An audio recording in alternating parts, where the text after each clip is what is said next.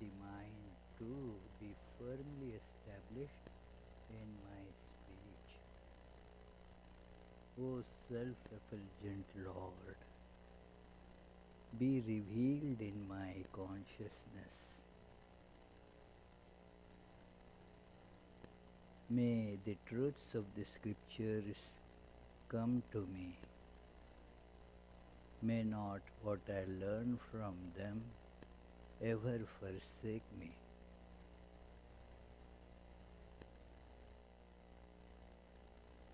Let me lead my life day and night according to their teachings. I shall speak what is appropriate. I shall speak the truth. May that protect me. May that protect the teacher. Om, peace, peace, peace.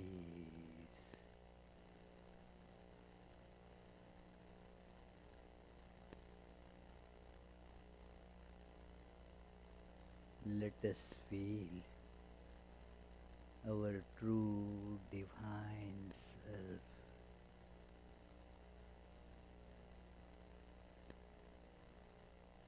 Which is distinct from the changing body and mind, and yet pervades the body and mind. Like the ocean is distinct from the waves, and yet the waves are pervaded by the ocean.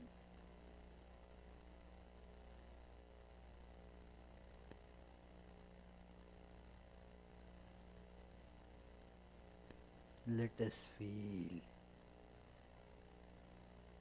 that I am a wave.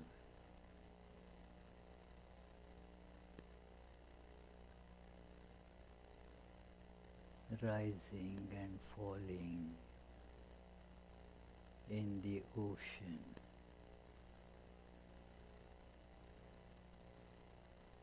Rising is like birth, falling back is like death. But my true nature is ocean, which has no rise or fall.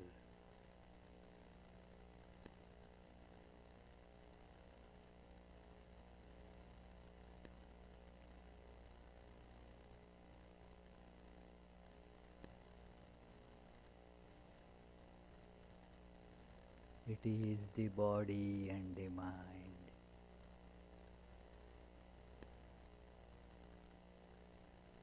that changes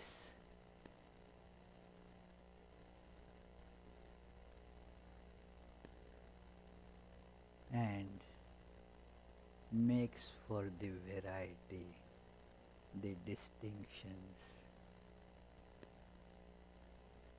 But I am distinct from them.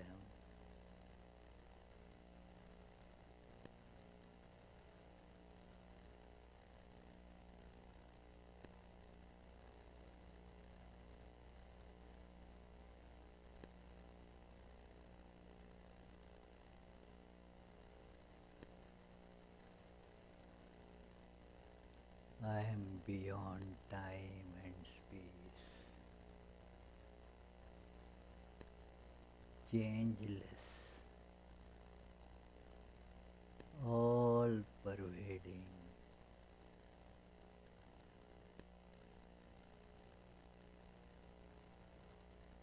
Consciousness itself.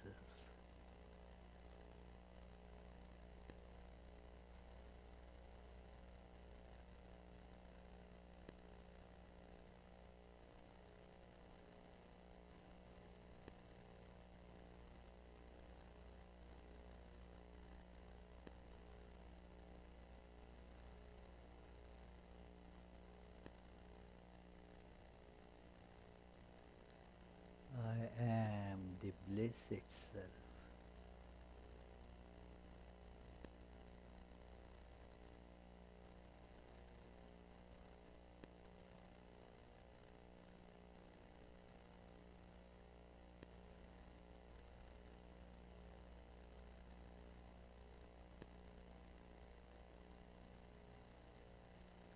It is only in my apparent expression through body and mind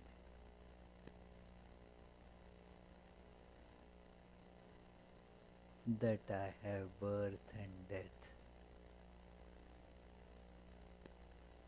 I have pain and pleasure.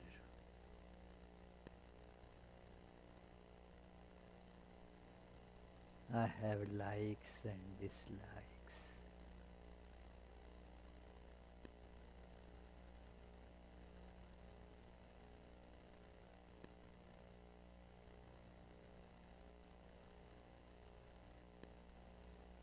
In truth,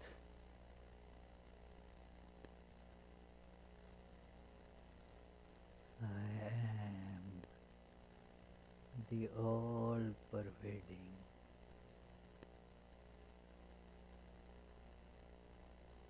unchanging,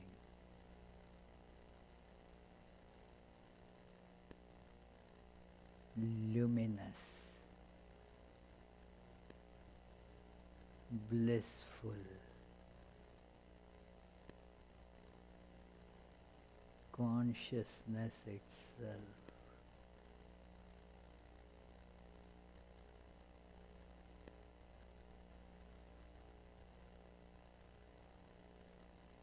Let us think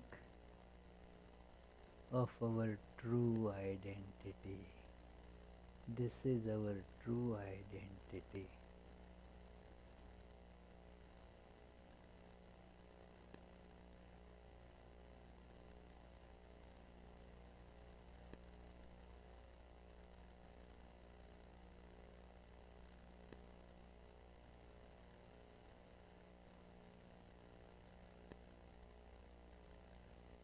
Om. Peace, peace, peace.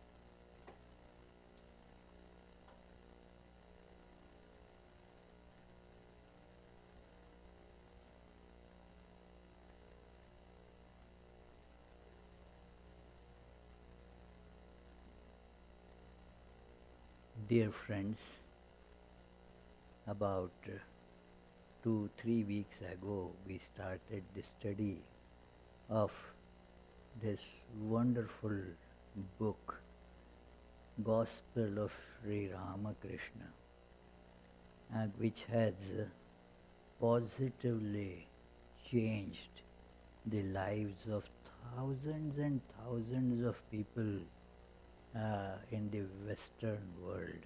The original treatise is in Bengali, Sri Ramakrishna Kathamrita, but it has been translated into numerous languages of the world, and everywhere it has proved to be a great solace for population in this world, which, as we can see, has been suffering, restless, like a life is like a boat without a rudder. There is no direction that what is the purpose of life and how should I go about it, and so forth. So this book in that sense is unique for the modern people. So we shall gradually see this pages of this book, but during this introductory classes we shall see more about the book rather than reading the book. They uh, so let us begin with our opening chant. Tava kathamritam tapta jivanam kavibhiriditam kalmashvapaham Shravanamangalam Shrimadattatam Bhuvi grinanti te Bhurida janaha. As you can read the meaning of this beautiful verse from Srimad Bhagavatam. It is in the Gopika Gitam of Bhagavatam that the gopis are telling about Sri Ramakrishna or about Sri Krishna, that those who distribute the nectar of your life to people, they are the greatest givers in this world. There are several types of gifts that people give, and all have their value when given with the right attitude. Like the gift of, say, physical level, if a person is suffering from hunger, you give food to that person, make arrangements for that person's livelihood, a gift of money, gift of this, say, medications and such things. So it is a gift at the physical level. Then there is the gift at the intellectual level, education. You give that person the opportunity to learn. Education is a human feature. You don't see the animals going to college or school, and that is not their capabilities. You don't see any school that run by the animals for animals. It is so human beings train them like dog training and all that, but you don't see a dog starting a school for training its species. No, it is human speciality, that learning. So that is a great gift. At the physical level, well, animals and human beings both have bodies, and both they use their bodies, both have birth, growth, decay, death and all that. Their human beings are not very different from animals. It is a Sanskrit verse says that how they are the animals, they are like the cattle, but without horns and tail, that's all. It is at physical level there is nothing more, but then there is the intellectual level. So gift at the intellectual level is another gift. But superior to it, and that dimension is the most important feature of humankind. Although a vast majority of human beings are not even aware of that need, and that is the spiritual need, that we are not just this heap of flesh and blood. There is something more to our existence. There is something beyond, and that is the goal of life. So there we are immortal. So therefore those give us the knowledge of our true spiritual nature, and thus fulfill our lives They are the greatest givers, because other two kinds of gifts cannot fulfill us forever. For some time, our need can be alleviated, our sufferings can be alleviated for some time, like hungry person getting food. So for some time, after a few hours again, you need food. Then there is the other intellectual need. Again, that is not completely satiable. People, the learning keeps on expanding as we learn. The horizons of learning, they also keep on expanding. So there is no fulfillment. As the famous saying of great Isaac Newton, it is that after so much of tremendous research work, uh, Newton's work has been always considered as a great work in so many different fields of science. It is tremendous, and yet he says that, oh, I have just found a small shell on the beach of the ocean. The whole ocean of knowledge is still ahead of me to explore. So, and it is not humility, friends. It is the actual state of situation. It is the actually, there is so much to know. It is impossible for any person to know everything. So the point is that also, that gift of some knowledge cannot fulfill us completely. But if somebody brings the gift of my true nature to me, then what happens? Just see. Just see. We have ever meditating on that. I am all pervading reality.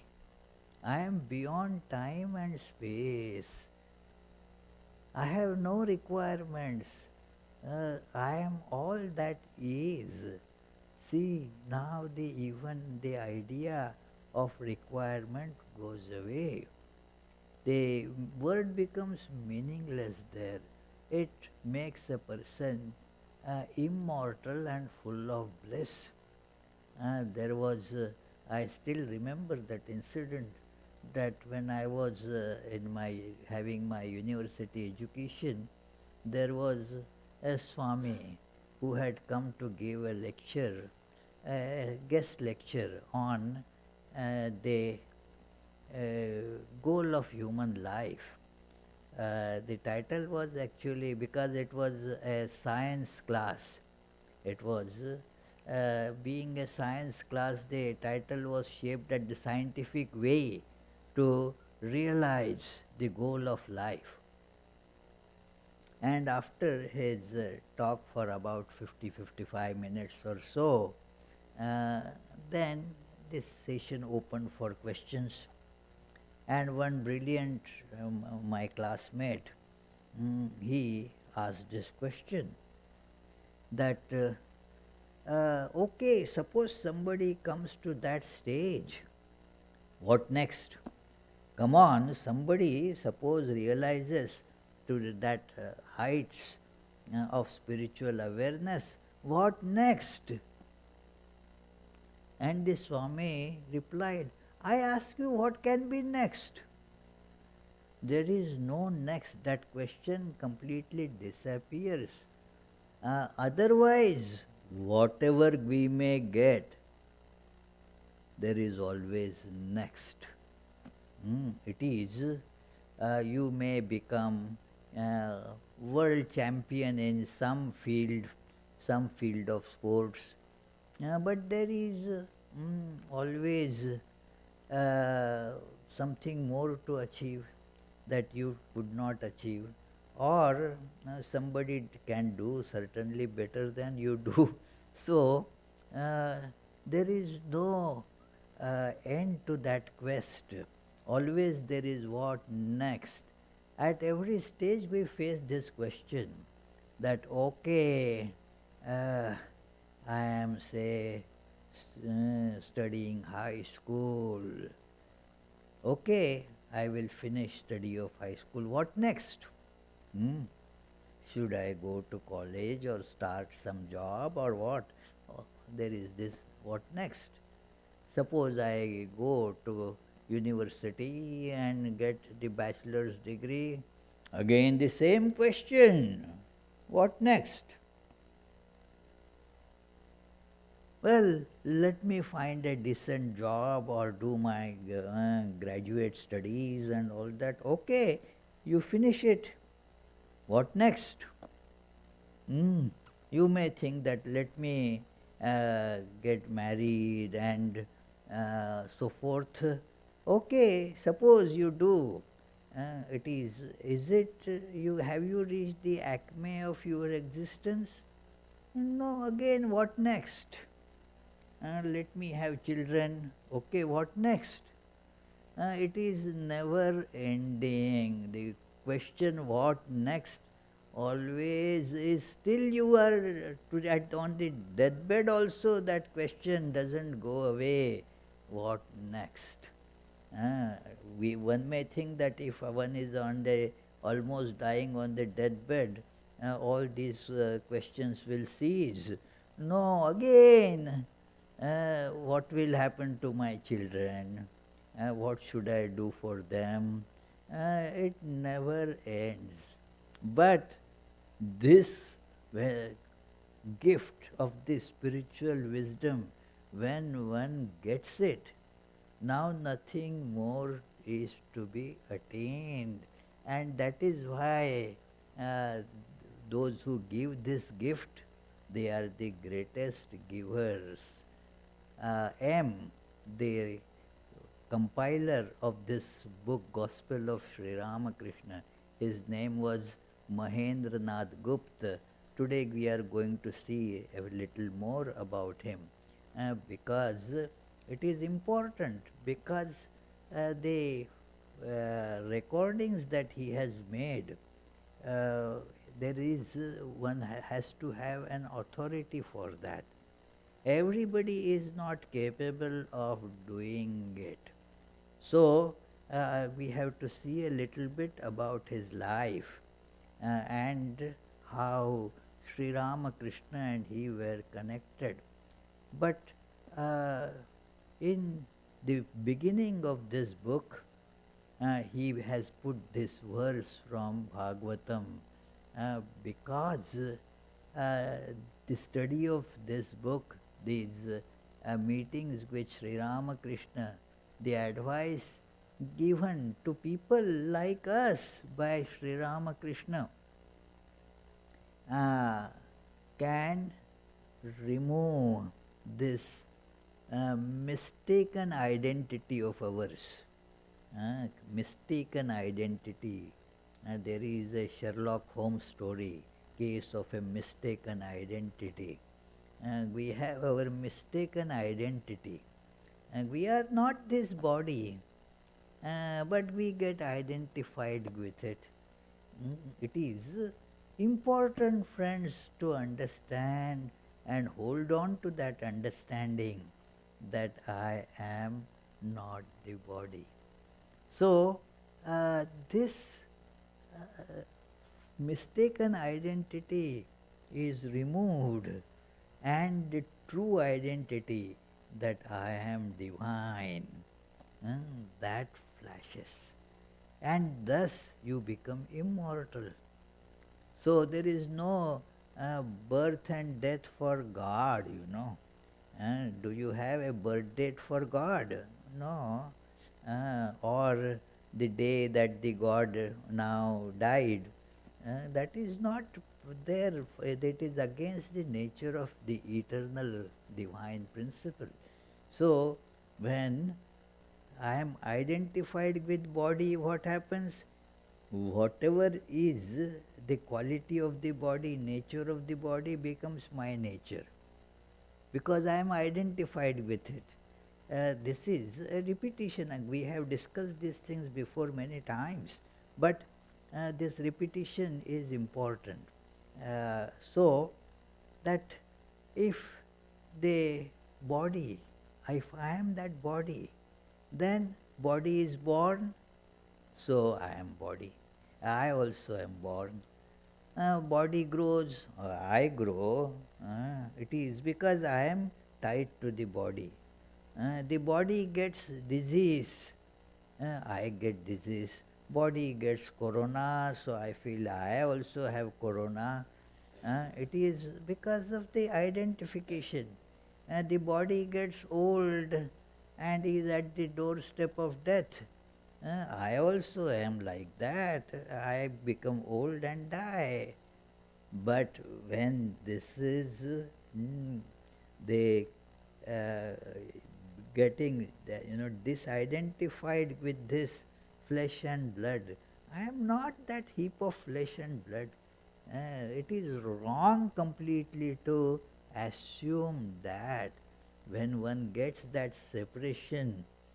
Now, whatever happens to the body, it doesn't affect me. Body is just like a clothing. If I have put this shirt on and somebody gives me a blow, what? I will feel the pain. But if I take off the shirt and keep it on the hanger, and then let that fellow beat as much as, those blows will not affect me because I am not identified with it. So, exactly, that is thus the greatest gift. We still will be using the body. Using the body is very different from getting identified with the body. Uh, Actually, because we get identified with the body, we don't get to properly use it. It is, see what things we use properly, those which we are not identified with, and therefore we can control it. Like a pen you write with. These days hardly people write with pens, that is another thing. But suppose you are to write with a pen, then pen is an instrument, it doesn't write its own thing. Whatever you want to write, you write. So that is how the instrument, you use the instrument. You come in a car, say you came in a Mercedes, then you don't say I am Mercedes, my car is Mercedes, I am not Mercedes. It is, but this body, I am coming in the car called body. Do I become body? I do not. So this disidentification is brought by the words of Sri Ramakrishna to us, because Sri Ramakrishna is himself completely disidentified with body and yet uses the body. He looks like a common person, eats like a common person, walks like a common person, talks like a common person, and yet has this very clear and distinct awareness that I am not the body. So therefore, looking at him, it is, we can get it to us also. It is, that is the great benefit of demonstration. When something is demonstrated, then it becomes easier for us to get it. Like those who repair things these days, they go to YouTube and then find how somebody else has done it. There is usually a video of how to do it.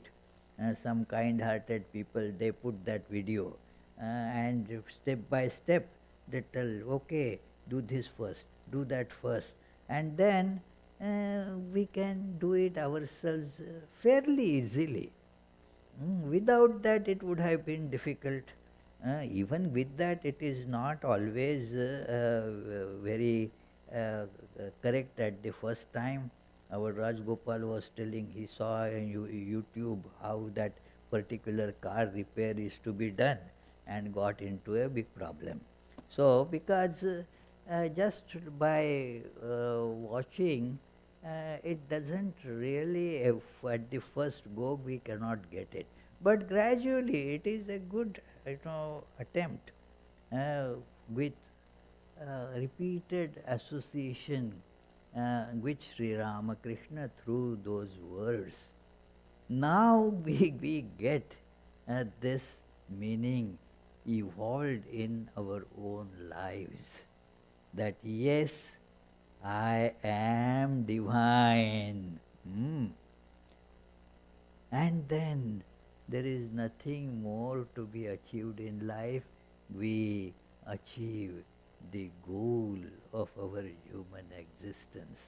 So that is how the words here, through the words we have to connect to the speaker of those words, that is Sri Ramakrishna.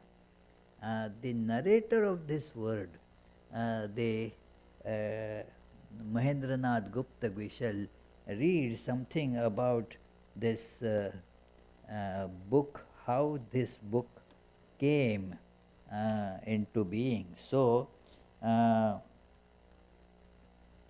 it is, once the master said to me, master is Sri Ramakrishna, and M is telling about this, that the Divine Mother has told me that you have to do a little work for her. You will have to teach the Bhagavata, the Word of God, to humanity. God binds the Bhagavata Pandit to the world with one tie. Otherwise, who would remain to explain the sacred book? He keeps the Pandit bound for the good of men. That is why the Divine Mother has kept you in the world. It is a mission to record the words of Sri Ramakrishna and present to the population in general for generations to come. That is the mission of Mahendranath Gupta. And we saw Swami Vivekananda that wrote about him, and wrote, actually it is a letter to him, Mahendranath Gupta, that you are just hidden in it. His last name Gupta means hidden. So he says you have fulfilled the meaning of your name, that you are hidden. Only Sri Ramakrishna is present here. He gives a comparison that that Johnson's that biography by Boswell, that it is. So there in the biography you see only the Boswell. So much of Boswell, comparatively less of Johnson. So it is, but here it is completely different. He says that it is only Sri Ramakrishna is saying you are hidden. And that is a rare capability, friends. Because when we hear, we do not always authentically present it. The presenter's mentality plays into it. So, narrators' ideas, they take hold of what is being narrated. So, it is a great achievement, and for this purpose, it was divinely ordained, as Sri Ramakrishna himself tells. This is your job. He did not directly tell M to record what he is saying. But uh, everybody else that who were recording, Sri Ramakrishna expressed displeasure at that. Swami Shivananda Mahapurush Maharaj was recording, and he told him, no, that is not your job. Shivananda threw away all the whatever notes he had taken into Ganges. So, and some others took some notes. Sri Ramakrishna did not approve of those. So, M was therefore divinely ordained to take up this work. And we must really keep this point in mind to get the value of these words. They are the word image of Sri Ramakrishna. Sri Ramakrishna actually sits with us with these through these words. It is as we will see that the narrations have that great efficacy in carrying out this. So it is we find further that it is in that same passage the M narrates that the gospel of Sri Ramakrishna is the world's only first-hand record of the life and teachings of an avatara. Avatara is the human manifestation of God, God appearing with full knowledge, wisdom and capability in a human form. In the Christendom it is called the Word becoming flesh, that it appears as a human being to teach humanity. So there have been several known incarnations of God, like Rama or Krishna or Buddha or Jesus or Chaitanya, Shankara, and so forth, So many times God incarnated to teach humanity. And the purpose is quite clear, we have the capability of learning only from human beings. It is therefore, I tell that look at it in our schools. The positions of teachers are available only to human beings. Nobody can apply, a dog cannot go and apply for the position of the head of the school. No, it is not possible. So we learn from human beings, and therefore to teach us the highest truths of life, God also, out of great compassion, has to take a human form. So that is how God comes at our level. The meaning of this word avatar, there was a popular movie not too long ago, I think about a decade ago, with the title Avatar. So many didn't know that avatar is a Sanskrit word. When I told some, avatar is a Sanskrit word, I didn't know. So avatar means coming down to our level. That is the etymology of this word, avatar. So in all previous incarnations, the words of those incarnations were not first-hand recorded authentically. For example, Rama's words were all, written down by Valmiki. It is said actually that Valmiki wrote it first and then Rama enacted accordingly. Whatever it may mean, because what it shows is that it is a play. Like you first write the play, author writes the play, and then it gets enacted by the actors. So, this interpretation of Ramayana is like that.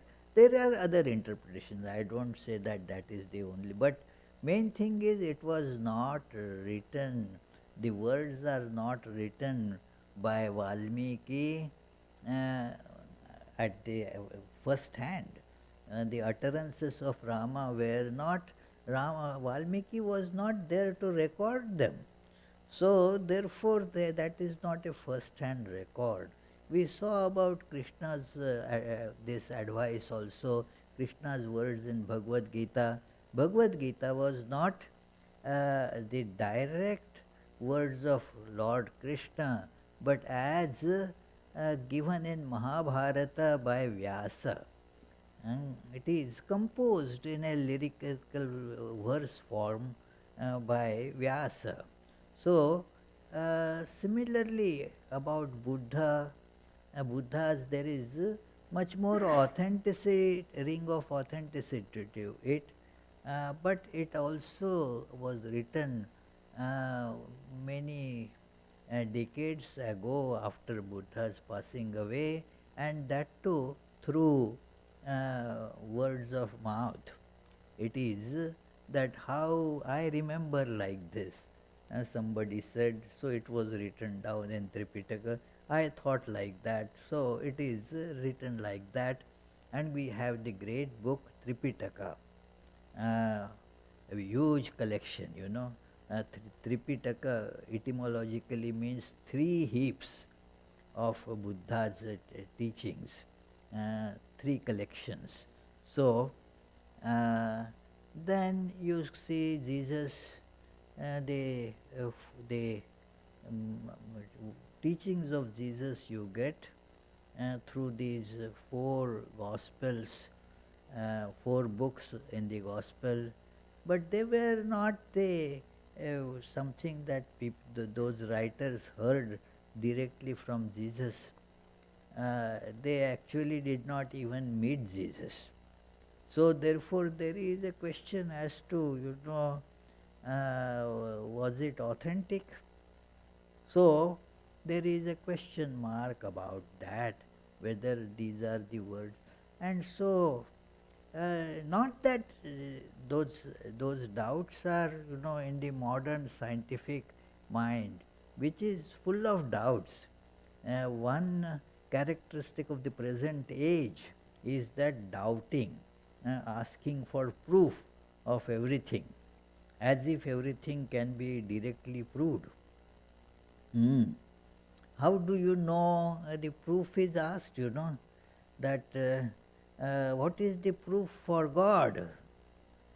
As if this question is okay, you have the right to ask proof for God, provided you are actually asking proof for everything. All other things you swallow without salt, just by faith.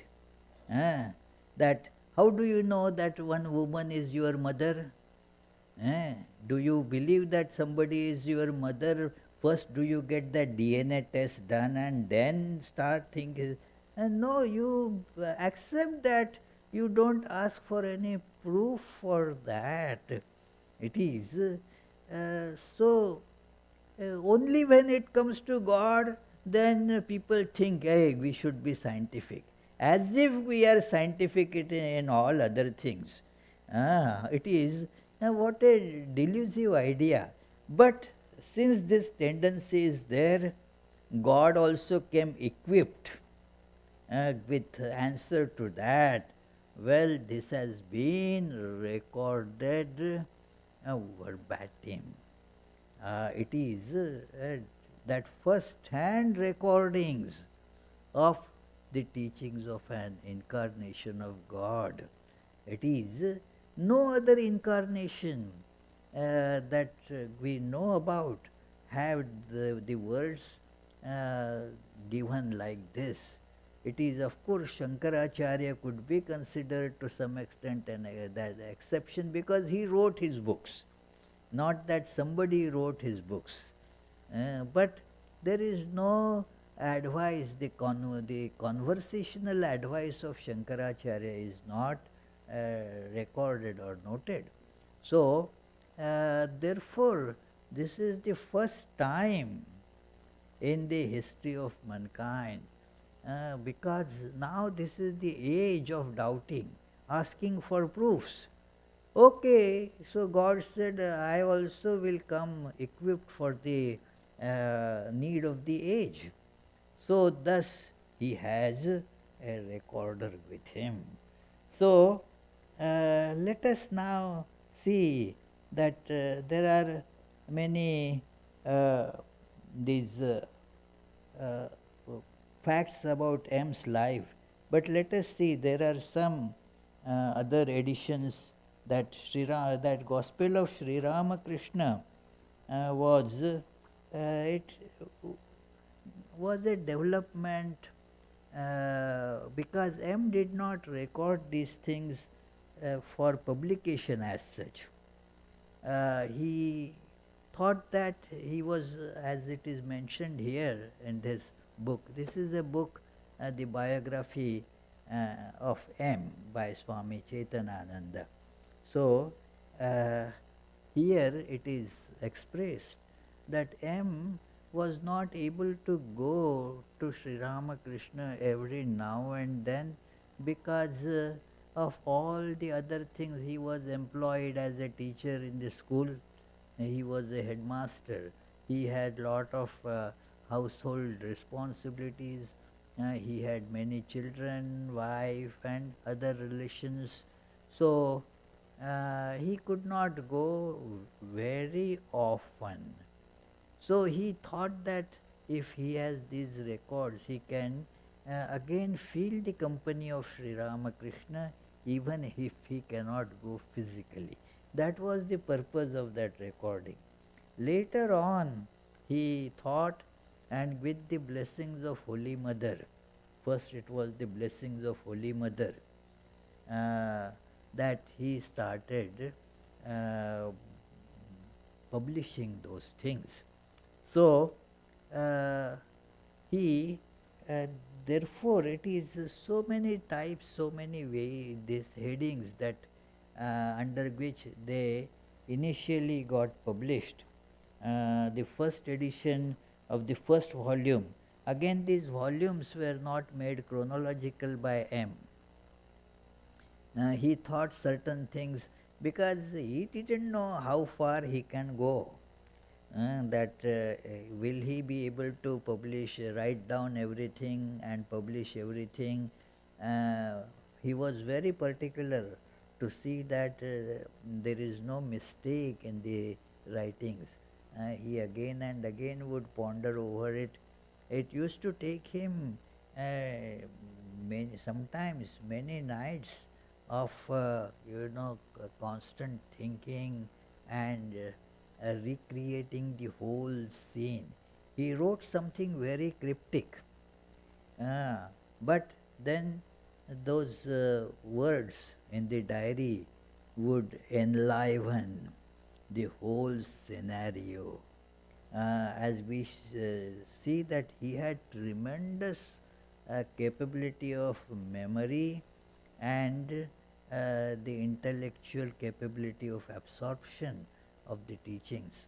So, he would recreate the whole scene in all details and then record it.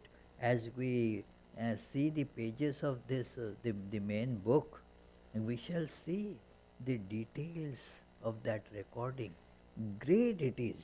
So, now we shall see a few details about the life of M.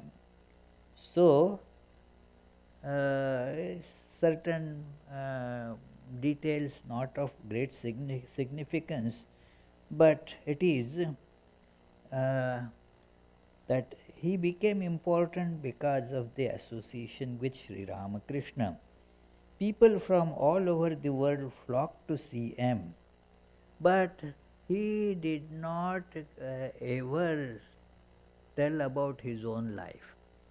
He always spoke about Sri Ramakrishna, even if people poked at how about his own details, that he did not say a word.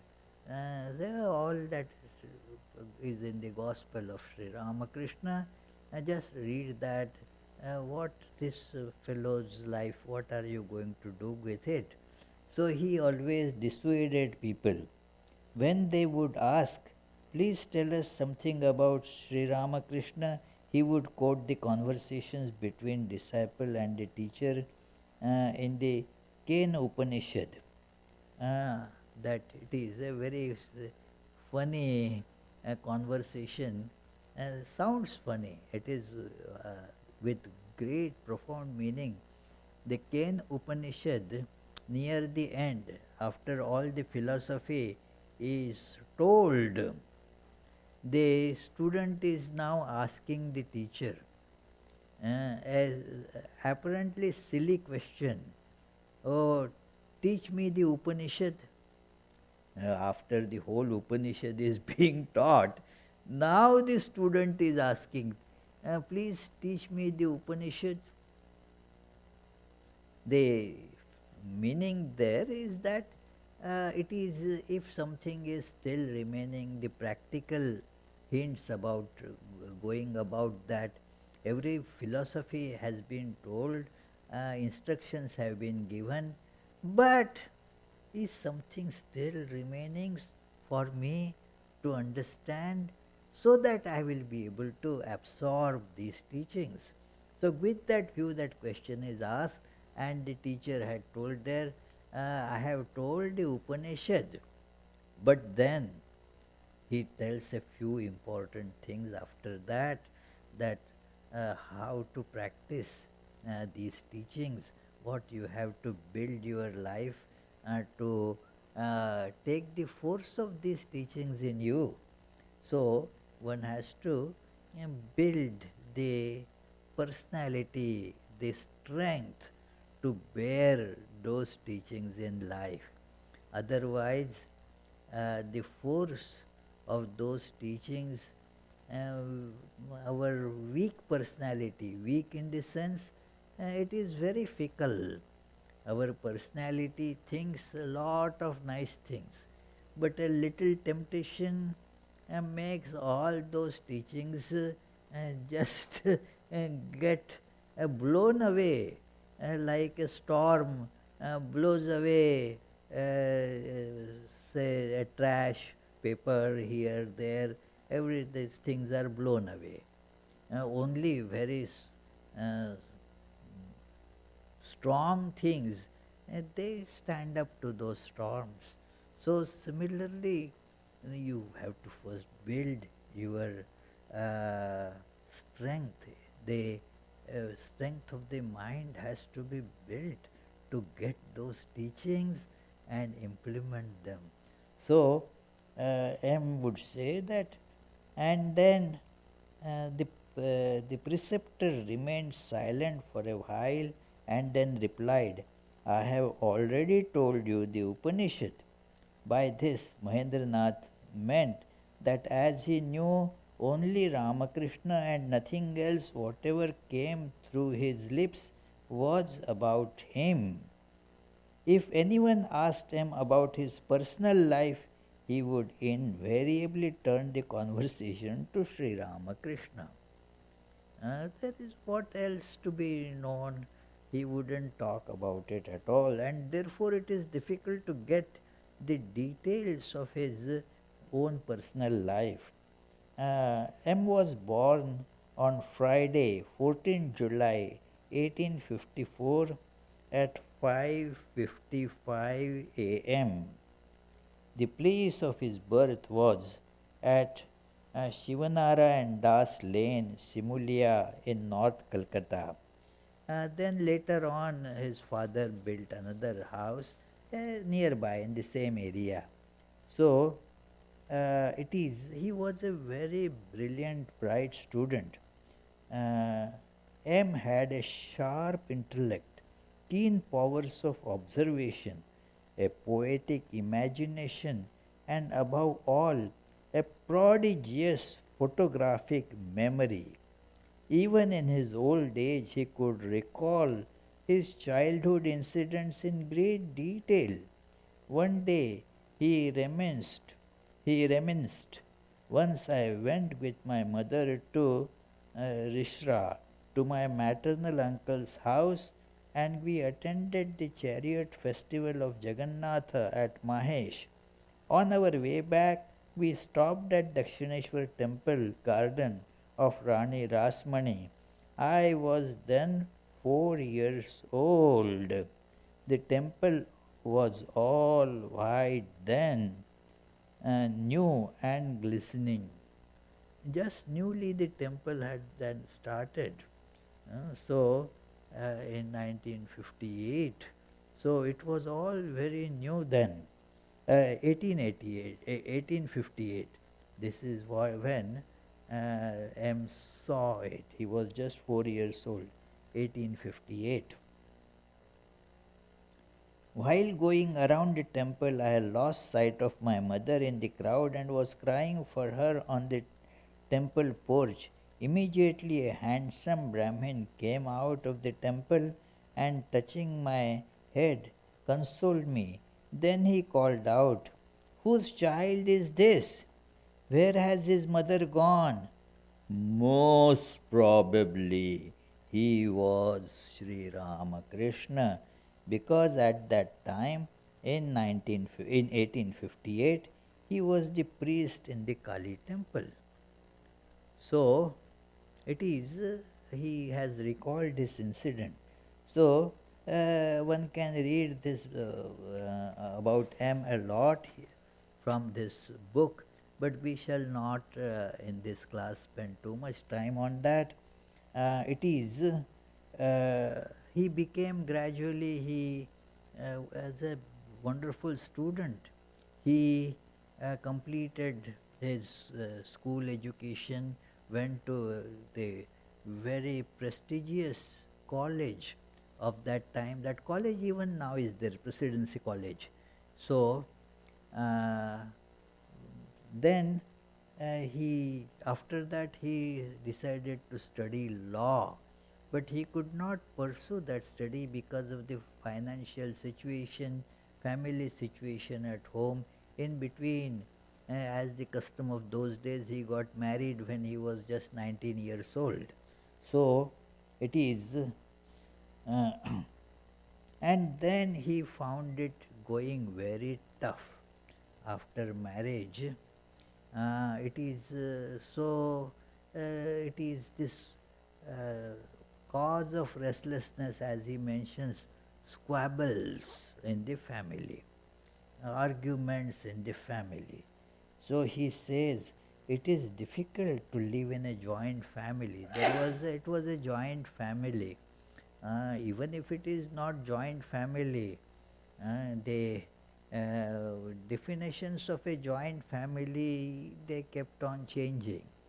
It is when lot of this brothers, sisters, siblings, and their spouses and all they stay together, that used to get called a joint family. Then they like in many places in the world that was quite common then. It is in United States on that in 1800s and early 1900s you have lot of such big joint families staying on the big ranches and then carrying on the farm work. So it was a custom. Gradually, the family started becoming more nuclear families, a small nucleus. That okay, the parents and the children living together, that is a joint family. Little children, not grown-ups. That is a joint family. Nowadays it is said that husband and wife living together, that is a joint family. So the expectations get melted down. So he says it is difficult to live in a joint family with several women. They cannot live together harmoniously. They quarrel and fight. They become angry and jealous. Sometimes they release their anger by slapping their children. When they are piqued and emotionally upset, they cry and blow their noses. Everyone is selfish and busy with his or her own affairs. One can recognize a true relative only when one is in danger. So it is that was so he became very restless in the family. He had to earn money to support the family, the joint family, the expenses have also to be shared. So it went on like that, and that gradually brought him to Sri Ramakrishna, and we shall take up that how he came to Sri Ramakrishna. Next Tuesday we shall try to discuss. Was a certain little ambiguity in his notes as to which date exactly he met Sri Ramakrishna.